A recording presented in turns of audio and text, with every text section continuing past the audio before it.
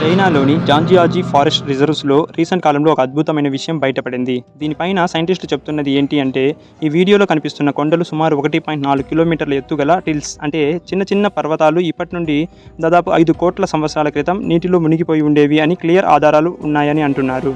దీని వెనుక కారణం చాలా సింపుల్ అయింది. ఎందుకు అంటే వీటిని శాండ్స్టోన్ పీక్స్ అని అంటారు.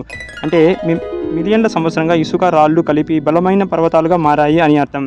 ఇప్పుడు ఇక్కడ కొన్ని అద్భుతమైన విషయాలు బయటపడ్డాయి. ఈ పర్వత శిఖరం మీద సముద్రపు జంతువులు అస్థిపంజరం ఫజల్స్ లభించాయి అని సముద్రంలో మాత్రమే నివసించే జంతువులు కావడంతో సైంటిస్టులను ఆశ్చర్యపరుస్తున్నాయి. అలాగే ఆ ప్రాంతం చుట్టుపక్కల కొన్ని ప్రాంతాల్లో టన్నుల బరువున్న మ్యాజికల్ రాళ్ళు దొరికాయి.